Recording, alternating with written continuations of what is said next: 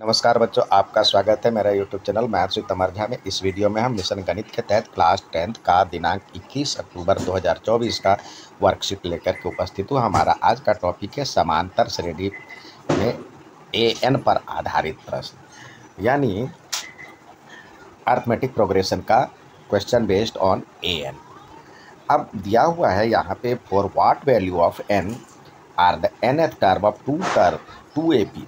एक ये A P है और दूसरा ये ए पी है। कह रहा है जो कि दोनों का nth टर्म कौन सा n रखा जाए, n का वैल्यू क्या रखा जाए कि दोनों ए पी का nवां पद बराबर हो। तो यहाँ पे देखिए A1 बराबर फर्स्ट ए पी, यहाँ पे फर्स्ट ए पी के लिए A1 क्या हो जाएगा 63 है और A2 क्या हो जाएगा 65 है। तो D बराबर क्या हो जाएगा A2 माइनस A1 होता है। तो जिसको सॉल्व करने के बाद हमारे पास वैल्यू आएगा 2। तो इस तरह से AN बराबर हो जाएगा A1 प्लस N माइनस 1 और D। तो A1 63 है और प्लस N माइनस 1 नहीं पता है और D की वैल्यू 2 दिया हुआ है। अब इसे सॉल्व करें तो ये हो जाएगा 63 प्लस 2N माइनस 2, जो सॉल्व होने के बाद आया 61 प्लस 2N। तो ये फर्स्ट इक्वेशन का आ गया। अब फर्स्ट एपी का आ गया। अब आइए दूसरे एपी में आते हैं। A2 मतलब सेकंड एपी में A1 दिया हुआ है 3, A2 दिया हुआ है 10। तो इस तरह से D निकल आएगा A2 माइनस A1, यानी 10 में से 3 गया तो यह हो जाएगा 7। अब इससे AN यदि निकालते हैं तो क्या होता है A1 प्लस N माइनस 1 और D।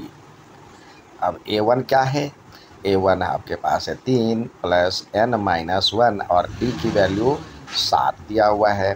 तो ये हो जाएगा 3 प्लस 7N, इसको 7 से मल्टीप्लाई करेंगे तो 7N माइनस 7, यानी 7N माइनस 4 आ गया।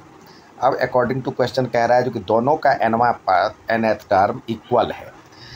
तो ये अकॉर्डिंग टू क्वेश्चन इसका भी nवां पद और इसका भी nवां पद बराबर है।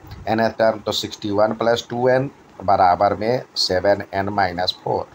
अब n वाले को एक साथ, बिना n वाले को एक साथ ले जाइए, तो इसको उधर ले गए n वाले को, तो ये 61 बराबर में हो जाएगा 7N और माइनस 4 प्लस ये माइनस 2N, और ये नंबर है तो नंबर को इधर ले आए तो ये हो जाएगा 61 और माइनस है तो इधर प्लस हो जाएगा 4 बराबर में 7N माइनस 2N, जो ये हो गया सॉल्व करने पे 5N और ये हो गया 65। तो इस तरह से n बराबर हो गया 65 अपॉन में 5, जो कट करके 13 आ गया आंसर। तो यहाँ पे लिखा हुआ है the value of 13 term of both A P R equal.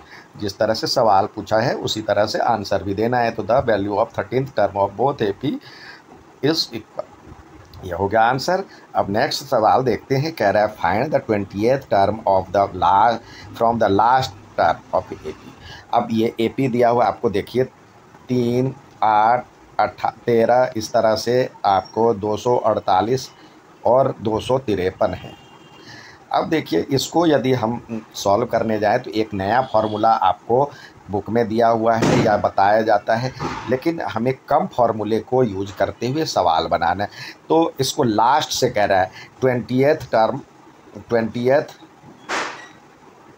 Term from last, यानी लास्ट से, अंत से 20वां पद। तो इसके लिए क्या करें, आप रिवर्स ऑर्डर में एक नया एपी बना लें। रिवर्स ऑर्डर में नया एपी बनाएंगे तो क्या हो जाएगा, पहले हम यहाँ पे लिखे, पहले अंत से शुरू करने पर नया एपी बनाएं। क्या हो जाएगा 253 और फिर 248, इस तरह से 13, 8, 3 हो जाएगा। तो ये अब इसका 20वां पद आसानी से निकाला जा सकता है, नए फॉर्मूले आपको याद करने की ज़रूरत नहीं होगी। तो यहाँ पे A1 बराबर में 253 दिया हुआ है और A2 बराबर में 248 दिया हुआ है। तो इस तरह से D की वैल्यू आ जाएगा A2 माइनस A1, जो इसका वैल्यू 248 में से 253 घटाएंगे तो ये हो जाएगा -5। अब 20th टर्म 20वां पद के लिए A20 निकालें तो क्या हो जाएगा, A प्लस 19D, यानी क्या फॉर्मूला होता है, AN बराबर में A प्लस N-1 और D, तो उससे एक कम D। तो यहाँ पे A1 की वैल्यू तो आपको दिया हुआ है 253 और प्लस 19 और -5, तो क्या हो जाएगा 253 माइनस 95, जिसको सब्सट्रैक्ट कर मतलब सॉल्व करने के बाद आया 1, 5 और 8। तो ये तो आ गया 158। इसका तो लिखेंगे जो इस AP का 20वां पद, अंत से 20वां पद 158 हुआ, ये आंसर आ गया। इसी के साथ जो आपको क्वेश्चन ऑफ द डे दिया हुआ है वो भी देखिए। यहाँ पे दिनांक 21 अक्टूबर 2024 का क्वेश्चन ऑफ द डे दिया हुआ है। उस समांतर श्रेणी का 31वां पद ज्ञात कीजिए जिसका 11वां पद 38 है और 16वां पद 73 है।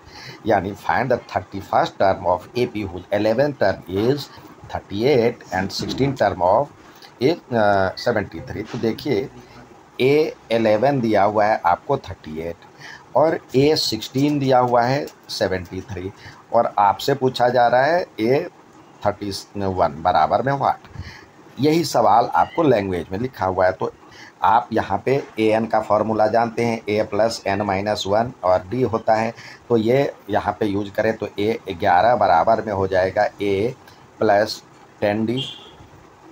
अब यहाँ पे A1 बराबर में दिया हुआ 38, तो इधर A11 बराबर, तो क्या होता है A11 A प्लस 10D बराबर में 38, इक्वेशन 1। अब A16 दिया हुआ 73, तो A16 बराबर में 73 है, तो ये हो जाएगा A plus 15D is equal to 73, इसको इक्वेशन 2 मान लें। अब तीसरा चैप्टर आपने यूज किया होगा XY की वैल्यू, तो वही यहाँ पे यूज करना है। इक्वेशन 1 माइनस इक्वेशन 2 करेंगे क्योंकि ये अब 1 माइनस 2 करेंगे क्योंकि पहला पद में जो है A और A ही है, तो ये कट सकता है क्योंकि इसका मल्टीपल कुछ। अब दूसरा ये भी आप समझ लीजिए जो कि यहाँ पे डायरेक्ट भी निकाल सकते हैं। A16 में से A11 घटाएंगे तो ये देखिए कितने का अंतर है, ये 5 का अंतर है। तो यहाँ पे समझ लीजिए 5D बराबर में ये हो जाएगा 73 माइनस 38, ऐसे भी निकाला जा सकता है। नहीं तो फॉर्मूले से निकाला जाए तो ये देखिए यही चीज़ यहाँ भी उभर के आ जाएगा। तो A1 प्लस फर्स्ट की वैल्यू आपके पास ये है, तो A1 plus 10D is equal to 38 है, और यहाँ दूसरा है A1 plus 15D is equal to 73 है। अब सब्सट्रैक्ट करेंगे तो ये माइनस हो जाएगा, ये भी माइनस, ये भी माइनस, ये कट करके हो जाएगा -5D इजकल टू, इसमें से घटाएंगे तो ये हो जाएगा 8, 5, 13, 35, और माइनस का क्योंकि ये माइनस वाला ज़्यादा है तो D इजकल टू हो जाएगा 7। आप इससे भी निकाल सकते हैं। तो यहाँ भी ये देखिए ये 7 हो गया, मतलब ये 35 हो जाएगा, तो D इजकल टू 35 अपॉन में 5 यानी 7 आ जाएगा। तो जो आपको सही लगे उससे कर सकते हैं। तो इस तरह से D की वैल्यू 7 आ गया। अब किसी एक में A11 बराबर दिया हुआ है 38, तो A11 तो ये क्या है formula, A plus 10D is equal to 38 है। अब D की वैल्यू तो आपको आ गया A प्लस 10 इंटू D की वैल्यू तो 7 आ गया है। यहाँ पे 7 आया हुआ है, तो ये 38, तो ये A1 या A1 लिखे या A लिखे, तो ये 70 बराबर में 38, या A1 बराबर में 38 माइनस 70, तो ये हो जाएगा 32 माइनस का -32, तो A1 निकल गया। अब A31 निकालना है, तो A31 बराबर में हो जाएगा A प्लस 30D, इससे एक कम D। अब ए निकल गया, डी निकल गया, तो जो भी पूछे आंसर दिया जा सकता है। तो ए की वैल्यू आपके पास है -32 और प्लस में 30 और डी की वैल्यू है डी की वैल्यू 7 आया है। तो अब ये हो गया -32 और प्लस 210। तो ये घटाने के बाद आ जाएगा 210 में से 32 घटाएंगे तो 0 में से 2 सब्सट्रैक्ट करेंगे 8 और ये आ जाएगा 10 मतलब ये 20 में से 13 गया यानी 178 इसका आंसर आ जाएगा A31 बराबर में। ये उम्मीद है समझ में आओगे। अच्छा लगे तो लाइक सब्सक्राइब शेयर जरूर करें। धन्यवाद।